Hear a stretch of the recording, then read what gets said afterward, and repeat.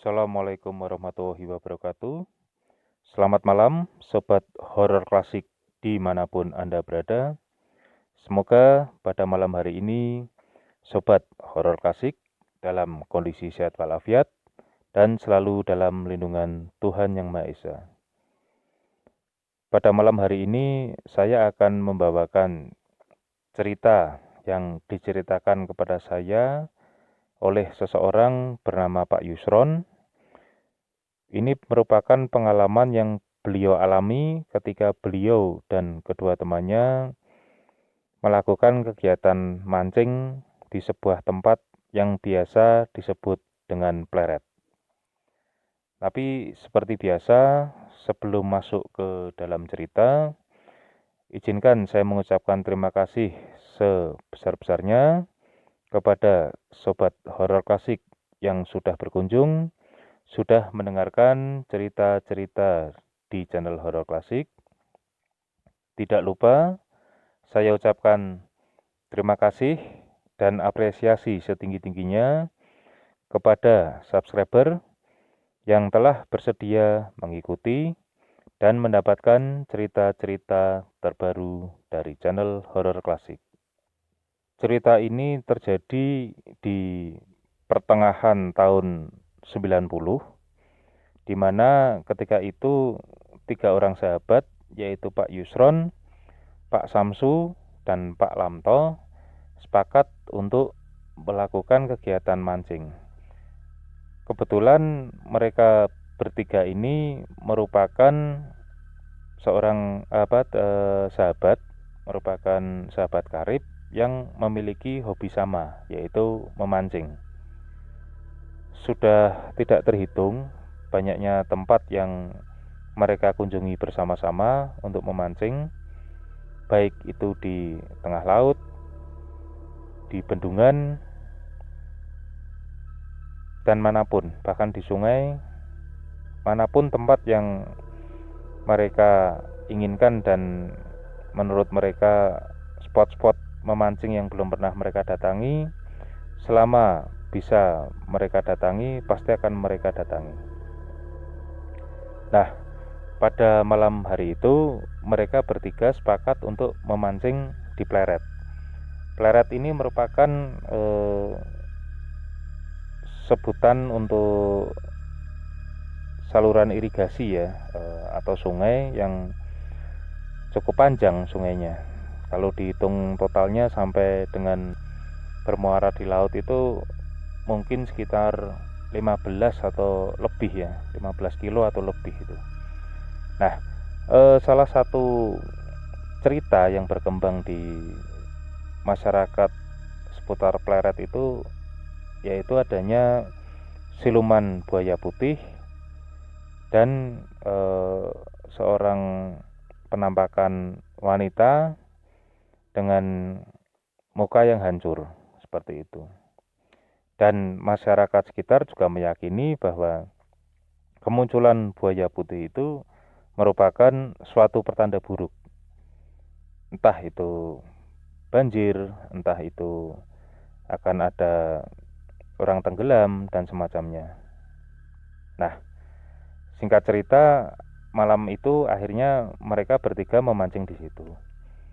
Pada saat itu posisi mereka bertiga agak berpencar, di mana Pak Yusron seorang diri berada tepat di atas tanggul saluran irigasi, sementara Pak Samsu dan Pak Lamto ini berada di gundukan tanah. Jadi ketika musim kemarau atau sedang tidak banyak air, muncul beberapa gundukan tanah ya seperti pulau kecil-kecil ya, semacam itu.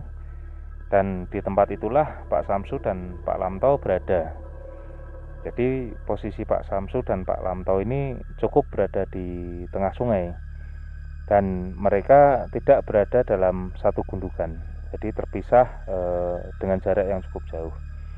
Sementara bisa dikatakan Pak Yusron satu-satunya yang berada di pinggir, karena beliau posisinya berada di tanggul, di mana di depan beliau merupakan sungai utama atau sungai besar, dan belakang beliau ini merupakan sungai kecil atau istilahnya saluran bantuan ketika bendungan dibuka atau ketika hujan turun dengan sangat deras sehingga debit air meningkat drastis. Seperti itu gambarannya. Nah, di tengah-tengah mereka bertiga memancing ini, Pak Yusron tiba-tiba dikagetkan dengan suara kecipak air yang cukup keras di depan beliau. Semakin lama kecipak air tersebut Pak Yusron lihat semakin keras.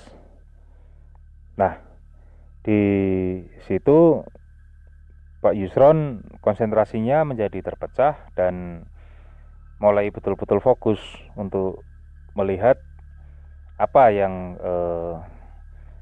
terjadi di bawah beliau itu. Nah, kemudian tak lama kemudian muncullah sesosok berwarna putih dengan teritip yang cukup runcing, dimulai dari bagian ekor terlebih dahulu. Ya, ternyata apa yang Pak Yusron lihat merupakan perwujudan buaya putih yang sering dibicarakan oleh warga-warga sekitar pleret tersebut. Pak Yusron tentu saja sangat terkejut melihat penampakan buaya putih tersebut, dan segera saja Pak Yusron memanggil Pak Samsu dan Pak Lamto. Namun karena Pak Samsu dan Pak Lamto sepertinya sedang asyik dengan kegiatan memancing dan posisi atau jarak mereka cukup jauh, akhirnya Pak Yusron ini bergegas mengemasi peralatan memancingnya dan kemudian bersegera mendekati Pak Samsu dan Pak Lamto. Segera setelah Pak Yusron ini bertemu dengan kedua temannya, Pak Yusron ini bergegas mengajak pulang saja dan membatalkan niat memancing. Dan di situ Pak Lamto sepertinya sedikit keberatan, karena kata Pak Lamto nanggung sudah sampai di situ, dan kebetulan Pak Lamto juga sudah mendapatkan 2 atau 3 ekor ikan pada malam itu. Sementara Pak Yusron dan Pak Samsu memang belum mendapatkan tangkapan sama sekali. Namun baik Pak Yusron maupun Pak Samsu memaksa Pak Lamto untuk segera meninggalkan tempat tersebut. Akhirnya dengan berat hati Pak Lamto menuruti juga kata-kata kedua temannya. Dia bergegas mengemasi alat pancingnya dan kemudian mereka bergerak naik menuju tempat di mana mereka meninggalkan sepeda mereka. Nah, ketika perjalanan naik, mereka bertemu dengan seorang pemancing juga yang sedang bergerak turun menuju ke arah sungai. Pada saat itu mereka bertiga sudah mengatakan dan mengingatkan kepada pemancing tersebut untuk tidak usah memancing, karena Pak Yusron sudah melihat penampakan buaya putih di pleret tersebut. Namun orang yang diperingatkan ini malah tertawa terkekeh-kekeh sambil terus berjalan turun dan mengatakan bahwa dia tidak takut dengan segala macam mitos yang ada di tempat tersebut. Ya sudah, akhirnya mereka bertiga ini pulang menggenjot sepeda masing-masing, dan pada dini harinya ternyata terjadi banjir bandang di sungai tersebut. Banjir tersebut hingga meluber ke kampung yang berada di pinggir sungai itu, meskipun sebetulnya antara dasar sungai dengan tanggul itu tingginya sudah kurang lebih 12 meter, tapi ternyata air tetap saja meluap masuk ke dalam perkampungan penduduk. Bahkan jalan yang berada di pinggir sungai tersebut pun juga menjadi hilang atau tidak terlihat karena tertutup oleh air. Nah, lalu Pak Samsu, Pak Lamto, dan Pak Yusron ini menjadi kepikiran bagaimana dengan nasib pemancing yang sempat bertiga mereka ingatkan. Dan ternyata benar saja, setelah kurang lebih hampir 2 hari banjir itu surut, ditemukan mayat seorang laki-laki pemancing yang tersangkut di bawah jembatan.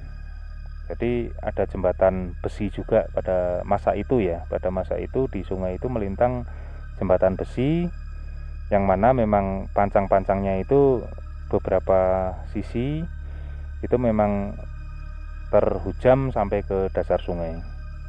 Seperti itu.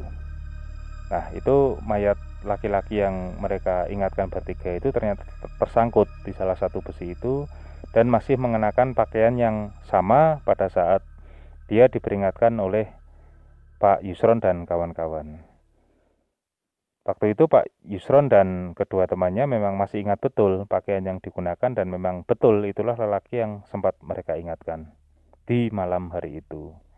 Ya, semua ini wallahu alam, terlepas dari apa yang sebenarnya terjadi, tapi memang mitos itu merupakan mitos yang cukup melegenda di tempat saya, di daerah saya ya, sebuah tempat yang biasa disebut sebagai Pleret, dan buaya putih tersebut sampai sekarang juga masih menjadi mitos yang melegenda di tempat tersebut.